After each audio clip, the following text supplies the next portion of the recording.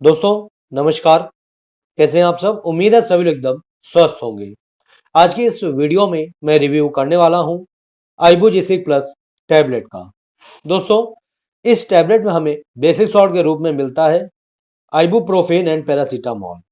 तो आइए जानते हैं ये टैबलेट किस काम में आती है, इसे आपको कैसे लेना होता है, इस टैबलेट के क्या साइड इफेक्ट्स होते हैं, ये टैबलेट आपको मार्केट में कितने रुपए की मिलती है और इस टैबलेट को लेने से पहले आपको किन किन सावधानियों को ध्यान में रखना होता है, देने वाला हूँ पूरी जानकारी आज की अपनी इस वीडियो में। तो बने रहो आप मेरी इस वीडियो के अंत तक। तो अगर आपने अभी तक वीडियो को लाइक नहीं किया है तो लाइक कर दो, चैनल को सब्सक्राइब कर लो, क्योंकि आपको मेरे चैनल पर इसी तरह से दवाइयों के बारे में सामान्य जानकारी दी जाती है। तो दोस्तों, सबसे पहले हम नजर डालेंगे इस टैबलेट के पैकिंग पर। तो यहाँ पर आप देख सकते हैं कुछ इस तरह की स्ट्रिप में आपको ये टैबलेट्स मिलती हैं। बैक साइड से व्हाइट कलर की इसकी स्ट्रिप होती है और फ्रंट साइड से भी व्हाइट कलर की इसकी स्ट्रिप होती है, और इसमें मिलने वाली जो टैबलेट है वो भी व्हाइट होती है। ठीक है, इस स्ट्रिप में आपको 20 टैबलेट्स यानी 20 टैबलेट मिल जाती हैं, और ये 20 टैबलेट आपको मार्केट में सभी प्रकार के टैक्स मिला करके 30 रुपए 25 पैसे की इसकी 20 टैबलेट आपको मिलती हैं।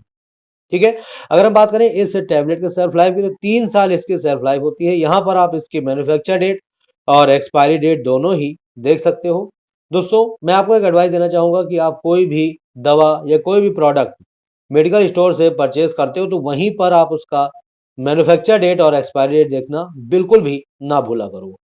तो आइए अब हम नजर डालते हैं इसमें मिलने वाले कॉम्पोजिशंस के ऊपर। तो यहाँ पर देखिए लिखा हुआ है ईच अनकोटेड टैबलेट कंटेन्स, उसमें आपको मिलता है आइबुप्रोफेन आईपी 400 mg और पैरासीटामोल आईपी 325 mg।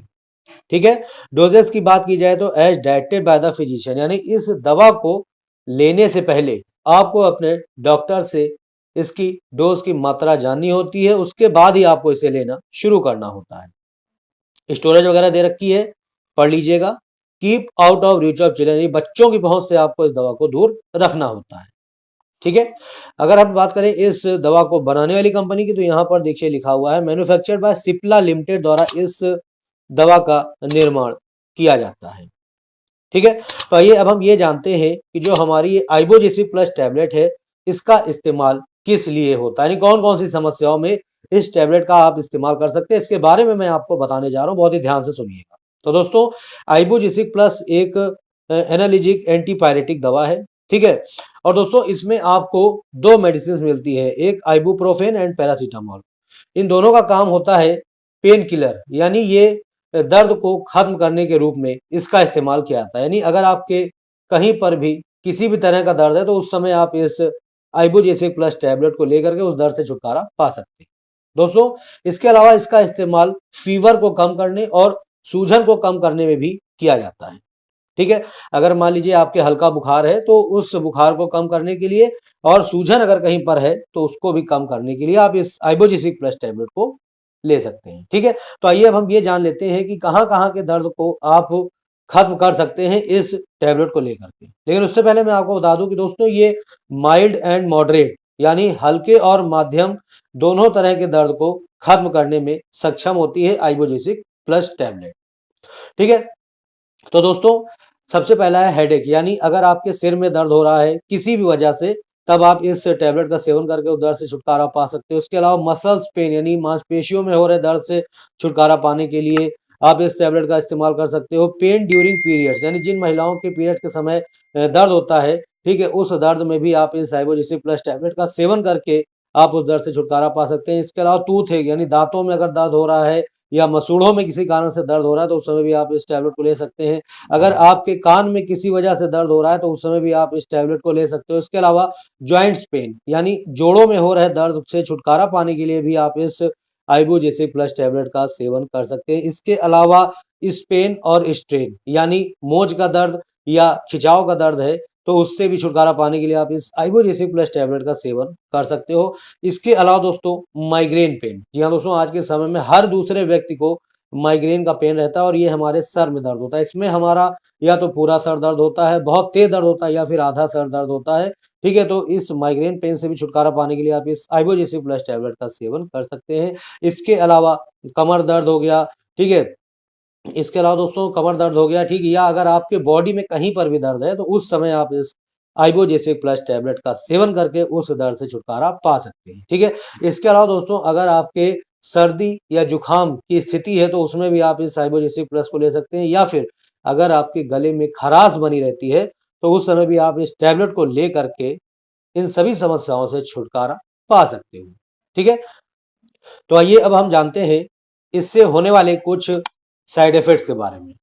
तो दोस्तों यहाँ पर पहला साइड इफेक्ट है हार्ट बर्न यानी सीने में जलन होना, इंडाइजेशन यानी खट्टी डकारे वगैरह आना, नोजिया वॉमिटिंग यानी मितली या उल्टी ऐसा आभास होना आपको, और स्टमक पेन यानी पेट में दर्द होना। ये सभी इसके कुछ टेम्परेरी साइड इफेक्ट के सिम्टम्स हैं और ये आपको तब देखने को मिलेंगे जब आप इस टैबलेट का तो ओवरडोज करते हो या फिर किसी कारण से आपको ये टैबलेट शूट नहीं करती है, तब आपको ये साइड इफेक्ट के सिम्टम देखने को मिल सकते हैं, ठीक है।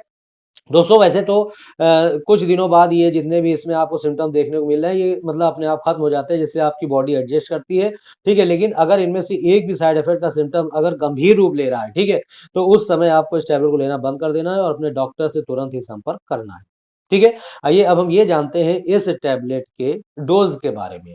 तो दोस्तों वैसे तो मैं आपको एक एडवाइस दे दूं कि अगर आप इसे अपने डॉक्टर के बताए गए अनुसार अगर आप इसे लेते हो तो वो आपके लिए सबसे ज़्यादा बेनिफिशियल होता है, ठीक है। कहने का मतलब ये है कि सबसे पहले आपको अपने डॉक्टर को अपनी कंडीशन दिखा लेनी है, ठीक है।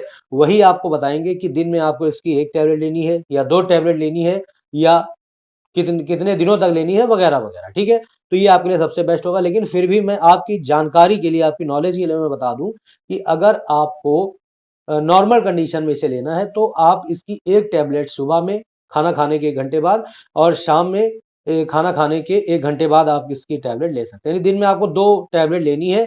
अगर आपका जो समस्या है अगर 1 टैबलेट को लेने से ही ठीक हो जा रही है तो फिर आप 1 टैबलेट ही इसकी लें, ठीक है। ये आपके लिए नॉर्मल मतलब की कंडीशन में है, ये आपकी कुल जानकारी के लिए, ठीक है। वैसे आप कोशिश यही करें कि अपने डॉक्टर को दिखा करके लें तो वो ज़्यादा आपके लिए अच्छा होगा।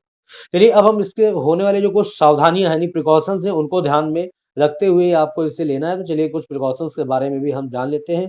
तो पहला यहाँ पर सावधानी है कि जो महिलाएं प्रेग्नेंट है वो इस टैबलेट को लेने से पहले अपने डॉक्टर से कंसल्ट करने के बाद ही इसे लेंगी।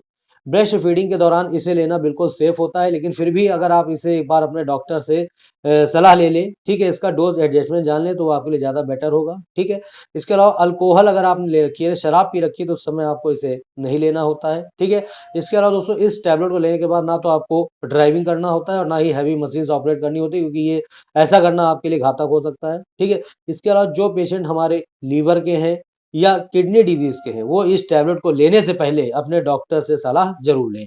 और दोस्तों इसका सेवन आपको केवल 3 से 4 दिन केवल ही करना होता है, क्योंकि दोस्तों अगर आप इसका सेवन काफ़ी लंबे समय तक करते हैं तो यहाँ पर देखिए उन्होंने दे रखा है वार्निंग के रूप में, taking more than daily dose of paracetamol may cause serious liver damage. यानी अगर आप इस टैबलेट का लंबे समय तक अगर सेवन करते रहेंगे तो ये आपके लीवर को सीरियसली डैमेज कर सकती है, इसलिए आपको ऐसा नहीं करना है। या फिर आपको किसी तरह का एलर्जिक रिएक्शन दिखा सकती है, जैसे स्वेलिंग ऑफ द फेस यानी चेहरे का सूज आना, मुंह का सूज आना, गले में सूजन आना, ठीक है, डिफिकल्टी इन ब्रीथिंग, सांस लेने में दिक्कत होना, इचिंग और रैशेज, ये सभी इसके कुछ एलर्जिक सिम्टम्स हैं, ठीक है, वो आपको दिखाई दे सकते हैं अगर आप इसे लंबे समय तक अगर आप इसका इस्तेमाल करते रहोगे।